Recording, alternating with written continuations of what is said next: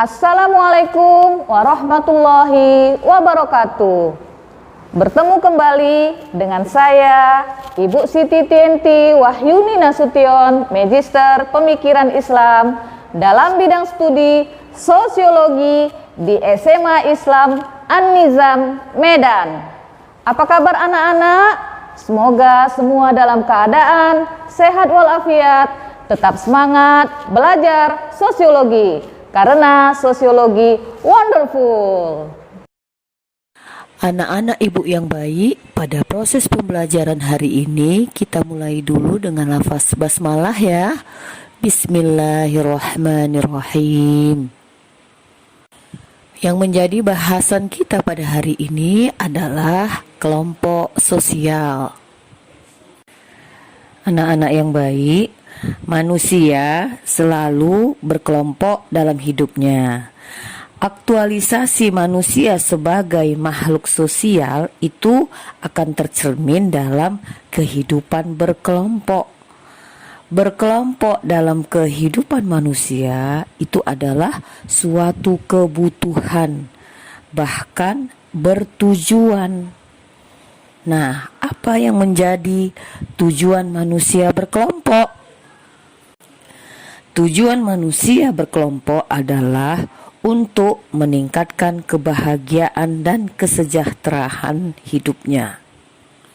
Nah, anak-anak ibu yang ibu sayangi, apapun bentuk kelompoknya, disadari atau tidak, manusia berkelompok mempunyai tujuan meningkatkan kebahagiaan hidupnya.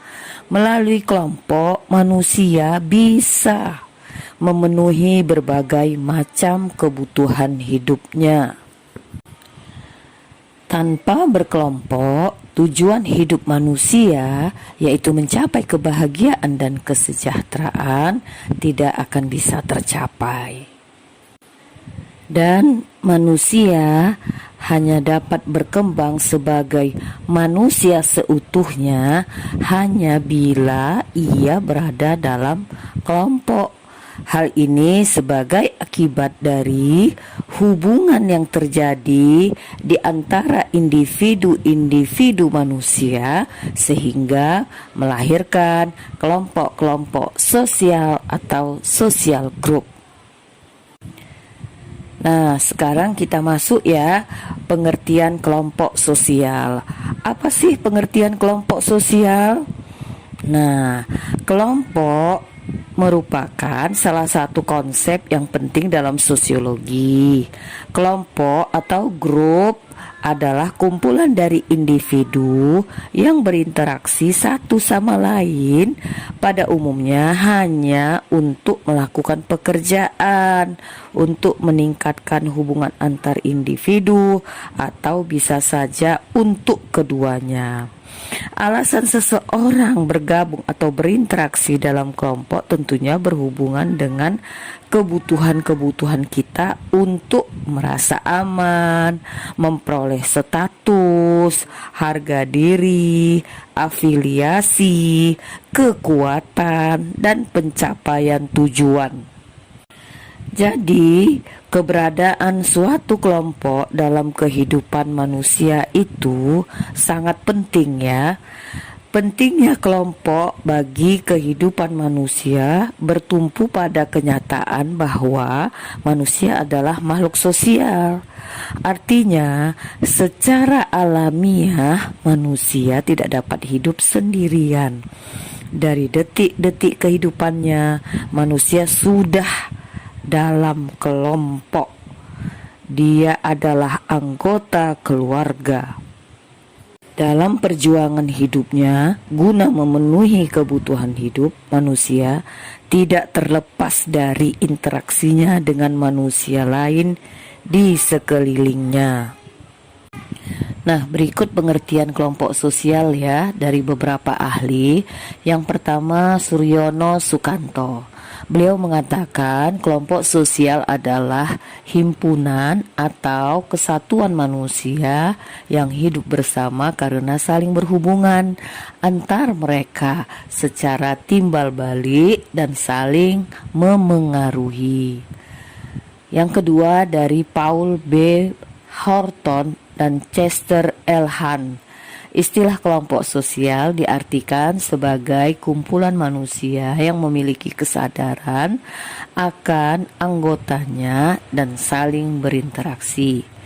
Robert K. Merton, beliau mengatakan kelompok sosial adalah sekelompok orang yang saling berinteraksi sesuai dengan pola-pola yang telah matang. Yang keempat, Mayor Pollack, beliau mengatakan kelompok sosial adalah sejumlah orang yang saling berhubungan dalam sebuah struktur. Yang berikut, George Homans, beliau mengatakan kelompok adalah kumpulan individu yang melakukan kegiatan, interaksi, dan memiliki perasaan untuk membentuk satu keseluruhan yang terorganisasi dan berhubungan secara timbal balik. Nah, dengan demikian dapat kita simpulkan ya anak-anak bahwa kelompok sosial merupakan kumpulan manusia yang memiliki persamaan, ciri, memiliki pola interaksi yang terorganisasi secara berulang-ulang serta memiliki perasaan dan kesadaran bersama akan keanggotaannya. Menurut Suryono Sukanto, suatu himpunan manusia bisa dikatakan kelompok sosial apabila memenuhi persyaratan. Nah, apa yang menjadi persyaratan sehingga himpunan manusia dikatakan kelompok sosial? Ini dia. Yang pertama, setiap anggota kelompok memiliki kesadaran bahwa dia bagian dari kelompok. Nah, jadi di sini harus ada ya, atau harus muncul kesadaran dari setiap anggota. Nah, dia harus sadar gitu bahwa dia itu bagian dari kelompoknya. Yang kedua, memiliki struktur sosial sehingga kelangsungan hidup kelompok tergantung pada kesungguhan para anggotanya dalam melaksanakan perannya. Jadi harus ada strukturnya sehingga masing-masing individu yang ada dalam kelompok itu bisa melaksanakan peran yang dimainkannya, peran yang diamanahkan kepadanya. Nah, yang ketiga, memiliki norma-norma yang mengatur hubungan di antara para anggotanya. Jadi, pola hubungan antar anggota itu diikat oleh norma-norma yang berlaku. Nah, yang keempat, memiliki kepentingan bersama. Jadi, harus ada dong yang menjadi kepentingan bersama. Jadi kepentingan itu menjadi kebutuhan bersama, bukan hanya kebutuhan per individu atau individu-individu saja, tapi semuanya punya kepentingan di dalamnya. Nah, yang berikut adanya interaksi dan komunikasi di antara para anggota. Nah, apa sih yang menjadi syarat sebuah kelompok? Menurut Baron and Birne, yang pertama adalah harus ada interaksi. Anggota-anggota seharusnya berinteraksi satu sama lain. Yang kedua, interdependen. Apa yang terjadi pada seorang anggota akan memengaruhi perilaku anggota yang lain. Yang ketiga, stabil. Di sini hubungan paling tidak ada lamanya waktu yang berarti, bisa mingguan, bulanan, atau tahunan. Yang keempat, tujuan. Ya, tujuan yang dibagi. Beberapa tujuan bersifat umum bagi semua anggota. Yang kelima, struktur. Fungsi tiap anggota harus memiliki beberapa macam struktur sehingga mereka memiliki set peran. Yang berikut adalah persepsi. Anggota harus merasakan diri mereka sebagai bagian dari kelompok. Nah, anak-anak ibu yang ibu sayangi, jika syarat sebuah kelompok seperti yang kita jelaskan di atas tadi ya, lalu apa sih yang menjadi pengertian kelompok sosial? Apa sih yang dimaksud dengan kelompok sosial? Iya, kamu sudah tahu ya. Jadi, kelompok sosial adalah kumpulan orang yang memiliki kesadaran bersama akan keanggotaan dan saling berinteraksi. Dan kelompok sosial juga merupakan kesatuan sosial yang terdiri dari kumpulan individu-individu yang hidup bersama dengan mengadakan hubungan timbal balik yang cukup intensif dan teratur sehingga diharapkan adanya pembagian tugas, struktur, serta norma-norma tertentu yang berlaku bagi mereka. Dan menurut Suryono Sukanto, kelompok sosial adalah himpunan satu kesatuan manusia yang hidup bersama. Oleh karenanya, harus ada hubungan antara mereka. Hubungan tersebut antara lain menyangkut hubungan timbal balik yang saling memengaruhi dan juga suatu kesadaran untuk saling menolong. Nah, sekarang kita masuk kepada pembahasan tentang syarat dan karakteristik terbentuknya kelompok sosial.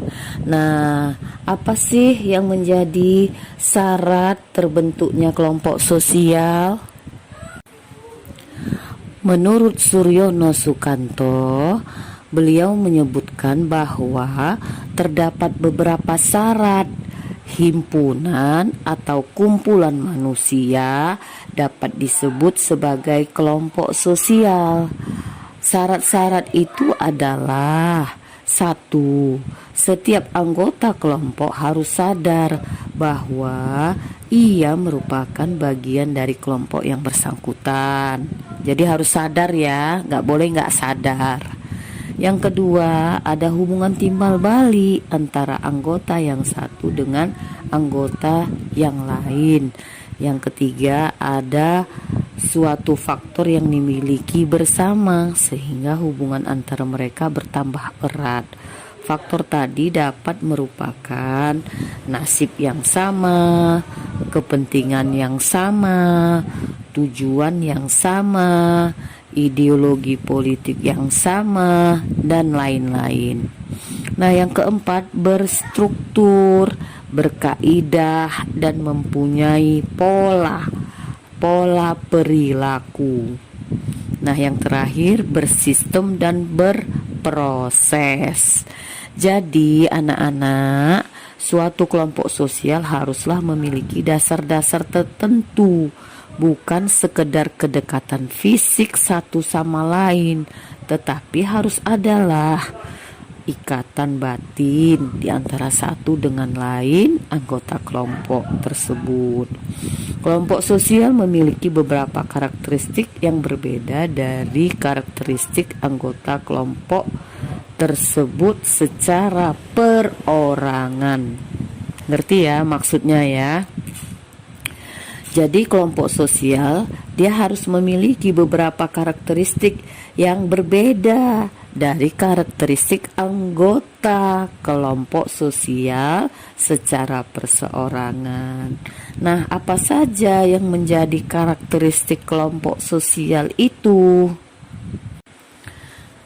Yang pertama, nilai-nilai kelompok.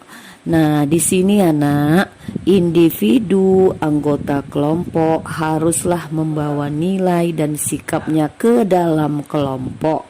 Tetapi pada saat yang sama, individu anggota kelompok itu juga belajar nilai-nilai dari kelompok tersebut.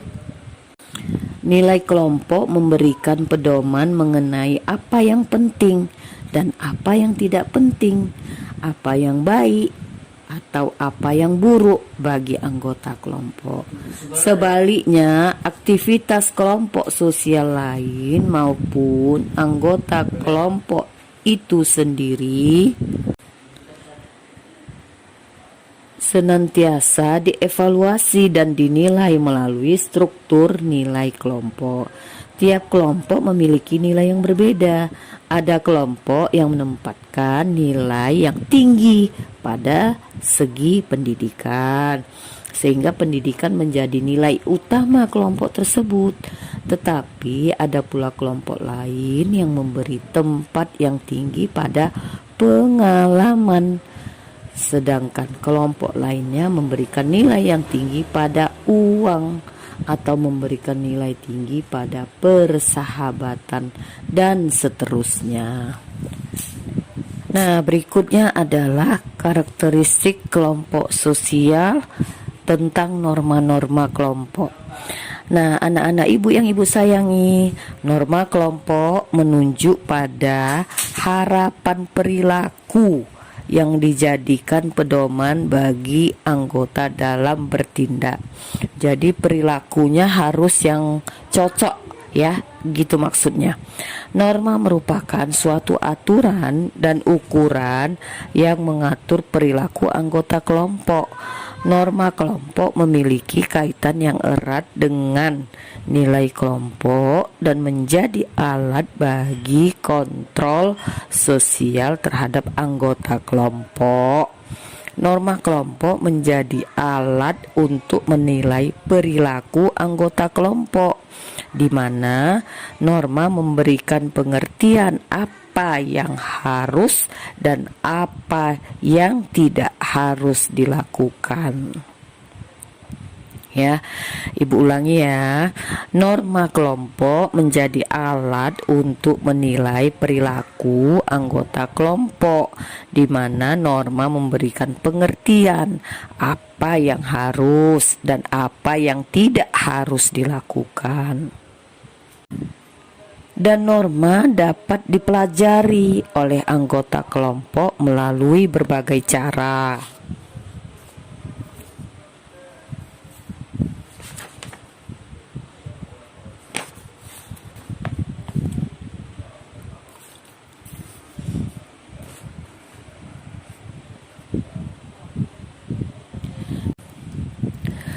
Contoh melalui pengamatan sederhana terhadap anggota kelompok yang lain, atau dengan secara langsung diajarkan atau secara tidak sadar dikondisikan. Nah, yang ketiga, peran dan posisi. Di sini norma memberikan suatu bentuk perilaku yang seharusnya ditunjukkan oleh anggota kelompok. Rangkaian perilaku dalam interaksi yang dilakukan seseorang dengan orang lain menunjukkan pada suatu peran tertentu dari seseorang itu. Dalam kelompok, seseorang individu dapat berinteraksi dengan banyak orang. Jadi contohnya gini anak, misal ya, seorang pegawai, dia dapat berinteraksi dengan bawahannya dan dapat pula dengan atasannya.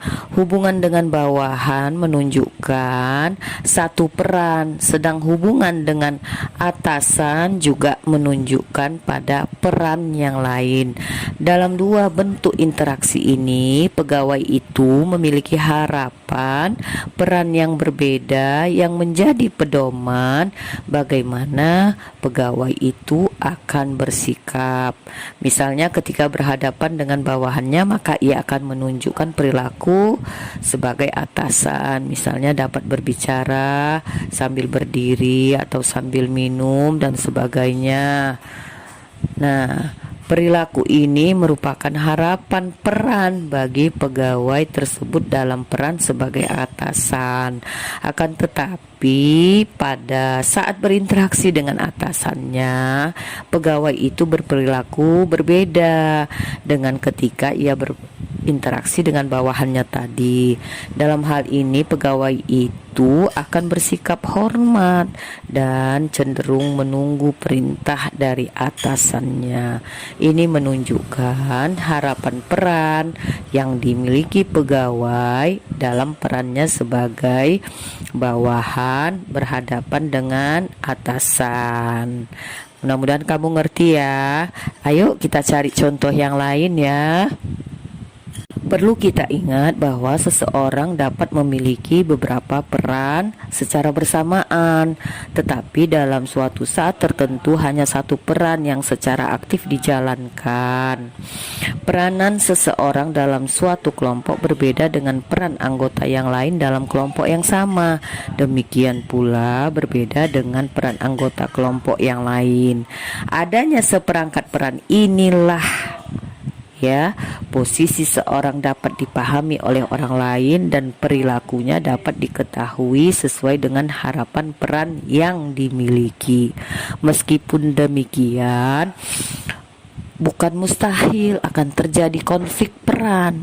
Konflik peran yaitu suatu keadaan di mana terjadi perbedaan antara peran dengan harapan peran yang seharusnya dilakukan dalam peran tersebut. Nah, berikut adalah status. Status itu menunjukkan pada suatu tatanan hierarkis dari peran yang dimiliki seseorang dalam kelompok sehingga suatu peran dapat dinyatakan lebih tinggi atau lebih rendah dari orang lain.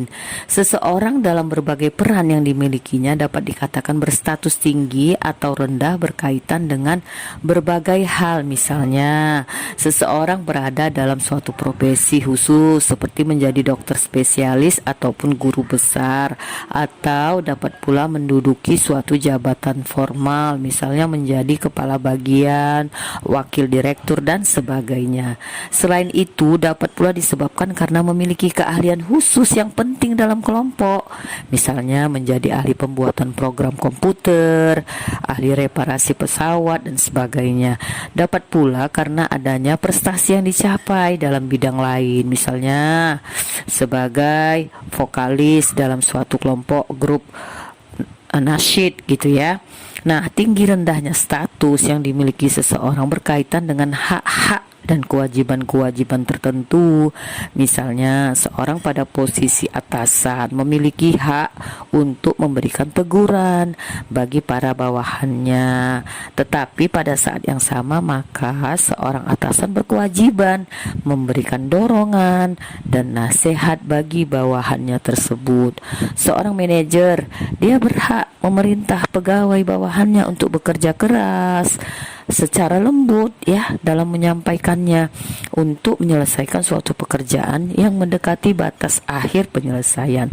Tetapi pada saat yang sama ia berkewajiban memperhatikan hak-hak yang semestinya dimiliki oleh bawahan seperti gaji dan kesejahteraan lain.